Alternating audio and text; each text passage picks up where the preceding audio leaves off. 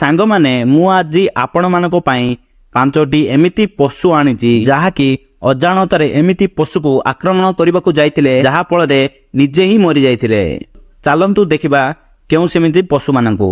ଚାଲନ୍ତୁ ଆରମ୍ଭ କରିବା ଆଜିର ଭିଡ଼ିଓ। କିନ୍ତୁ ଭିଡ଼ିଓ ଷ୍ଟାର୍ଟ ହେବା ପୂର୍ବରୁ ଆପଣମାନେ କେଉଁ ଜିଲ୍ଲାରୁ ଏହି ଭିଡ଼ିଓକୁ ଦେଖୁଛନ୍ତି ତୁମ ଜିଲ୍ଲାର ନାମ କମେଣ୍ଟ କରିଦିଅନ୍ତୁ। ମୋର ପରବର୍ତ୍ତୀ ଭିଡ଼ିଓରେ ମୁଁ ତୁମ ଜିଲ୍ଲାର ନାମ ଭିଡ଼ିଓରେ ରଖିଦେବି, ଯେମିତି ଏହି ଦୁଇ ଭାଇଙ୍କର କମେଣ୍ଟ ଆପଣଙ୍କୁ ଦେଖାଯାଉଛି।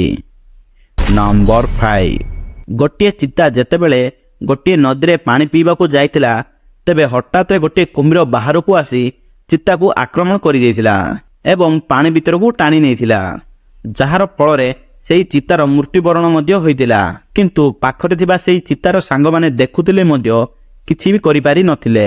ନମ୍ବର 4, ଏହି ପଶୁର ଛୋଟ ଆକାର ଦେଖି ଆପଣମାନେ ଏହି ପଶୁକୁ ଗୋଟିଏ ଛୋଟ ପଶୁ ଭାବୁଥିବେ, କିନ୍ତୁ ମୁଁ ଜଣାଇଦେବି ଯେ ଏହି ପଶୁ ସିଂହକୁ ମଧ୍ୟ ଡରି ନଥାଏ। ଆପଣମାନଙ୍କୁ ସ୍କ୍ରିନରେ ଦେଖାଯାଉଥିବ ଯେ ସିଂହ ଯେତେବେଳେ ସେହି ଛୋଟ ପଶୁ ପାଖକୁ ଯାଉଛି ସେତେବେଳେ ସେହି ପଶୁ ସିଂହକୁ ଡରିବା ବଦଳରେ ଆକ୍ରମଣ କରିବାକୁ ଯାଉଛି। ସେତେବେଳେ ପର୍ଯ୍ୟନ୍ତ ଆକ୍ରମଣ କରୁଛି ଯେତେବେଳେ ପର୍ଯ୍ୟନ୍ତ ସିଂହ ସେହି ସ୍ଥାନ ଛାଡ଼ି ଚାଲିଯାଇନି। ନମ୍ବର 3, ଯେତେବେଳେ କେତେ ସିଂହମାନେ ମିଶି ଗୋଟିଏ ମଇଁଷି ଦଳକୁ ଆକ୍ରମଣ କରିବାକୁ ଯାଇଥିଲେ ସେହି ସମୟରେ ଗୋଟିଏ ମଇଁଷିକୁ ପାଣି ଭିତରକୁ ନେଇଯାଇଥିଲେ।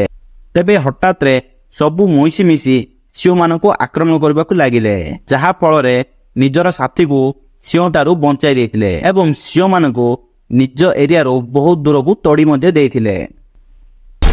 ନମ୍ବର 2, ବିଲୁଆମାନେ ମିଶି ଏକ ଚମରୀ ଗାଈକୁ ଆକ୍ରମଣ କରିବାକୁ ଭାବିଥିଲେ। ଯେତେବେଳେ ବିଲୁଆମାନେ ଆକ୍ରମଣ କରିଥିଲେ ସେତେବେଳେ ଚମରୀ ଗାଈ ସାଥୀମାନେ ବିଲୁଆମାନଙ୍କୁ ଆକ୍ରମଣ କରିଦେଲେ, କିନ୍ତୁ ବିଲୁଆମାନେ ପଛକୁ ନ ଯାଇ ସେହି ଚମରୀ ଗାଈକୁ ଚାରିଆଡ଼େ ଆକ୍ରମଣ କରିଦେଇ ଶେଷରେ ସେହି ଚମରୀ ଗାଈକୁ ମାରିଦେଇଥିଲେ।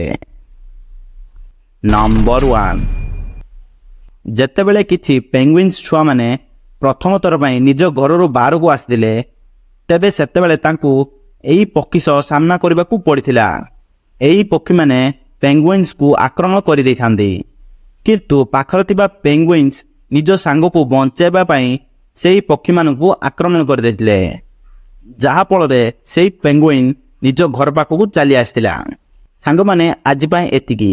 ଏମିତି ଭିଡ଼ିଓ ଦେଖିବା ପାଇଁ ଚ୍ୟାନେଲକୁ ସବସ୍କ୍ରାଇବ୍ କରିଦିଅନ୍ତୁ ଏବଂ ବେଲ୍ ଆଇକନ୍କୁ ଅଲ୍ पर କ୍ଲିକ୍ କରିଦିଅନ୍ତୁ, ଯାହାଫଳରେ ଆମେ ଯେତେବେଳେ ଭିଡ଼ିଓ ଅପଲୋଡ଼ କରିବୁ ଆପଣମାନଙ୍କ ପାଖକୁ ଡାଇରେକ୍ଟ ଆସିଯିବ।